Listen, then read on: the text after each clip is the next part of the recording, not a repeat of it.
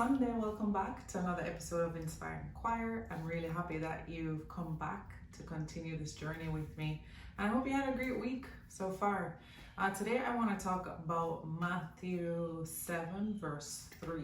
So this verse, I always paraphrase, basically talks about, why are you looking in someone's eye and trying to remove the rafter that's in their eye, or the matter, I'm assuming, that's in their eye, but you haven't even really looked to see if you have one in your eye. And then how are you really going to help them? How are you going to help them properly? How are you going to be able to take it out efficiently and effectively if one, you can't see properly because something's in your eye, and two, you haven't gone through that circumstance to really understand what it takes to remove the rafter, and therefore you're helping or trying to help, you have these good intentions, but you're almost coming across as a hypocrite, right? Face value, I think it's pretty easy to understand.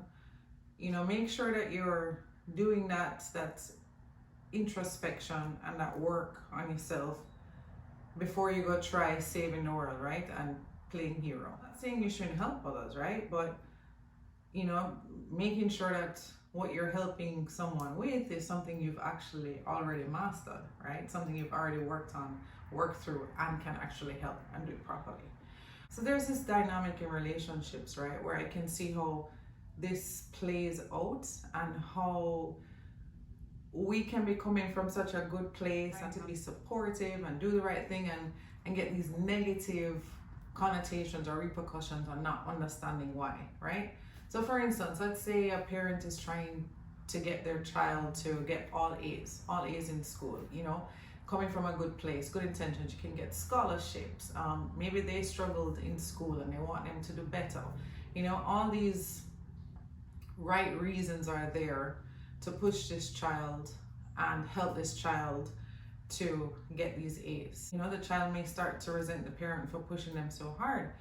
And you have to ask yourself, if this parent had gotten all A's and had done all the work and the steps and the requirements and everything that was needed for that to be possible, the parent would also be in a better position, right, to navigate this child to get those all A's, because they would have gone through the experiences, they would have understood, what sacrifices were made, what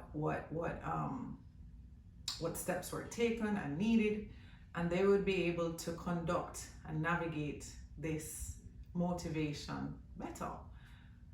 And I can see how if the parent hasn't done the work and hasn't really stepped back and looked at all the things that are needed and what it is required mentally, physically, emotionally to get these A's, and all they're doing is pushing this person to do it, especially a lot of parents use punishment, right, as their course of action. I can see how, it just breaks down the dynamic and breaks people apart. So that's one thing that stood out to me, and that can apply to marriage and any relationship really, because it's not about can I do it and have I done it, and you can't tell me what to do if you haven't done it. It's not about that. It's that when you have done it, there's knowledge, there's wisdom, there's experience gained, right, that allows you to actually coach and mentor. You see what I'm saying? So that's interesting. That's something I have to think about. And I want to check to see if what I'm pushing for from others in my household are things that I've actually experienced and have mastered and have the skill set to actually to captain that and navigate that, right? And if I'm not, I need to go and build on those, whether it's through books or podcast or whatever.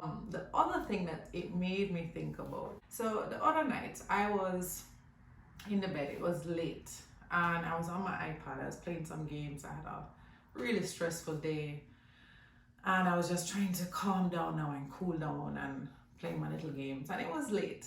Hubby comes in the bed now and he's ready to sleep, and immediately I get annoyed.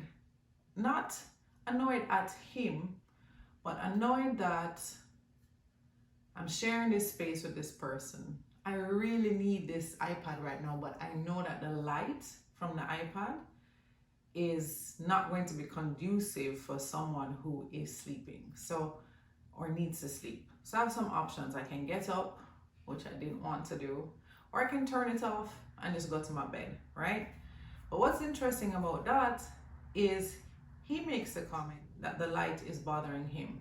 It made me think, most of the times when something is annoying you or someone is annoying you, chances are you're annoying them, right? Chances are you are annoying them. But there's really something that is causing the annoyance that is separate from you and that person, right? So if you can focus on not the person and how annoyed you might be with them, and them not focus on you and how they might be annoyed about you, and if both people can focus on the actual thing that's causing the disturbance, then I feel like conflict resolution is like 200% easier when that happens. And how does that apply to Matthew 7, right? Matthew 7:3. And it applies because me being able to look at this thing that's annoying me, being able to look at this thing that's annoying me and trying to see what part I play in that, in annoying them, is almost as if before I go digging out his eye, right? Checking mine. You see? So that verse, and I'm sure there are so many other layers that verse can apply to. And if you think of any, feel free to share them. But those are the two things that really have me meditating. One, am I equipped with the skill sets and the experience and the knowledge and the wisdom to be motivating and navigating and driving certain expectations in my relationships, wherever they are?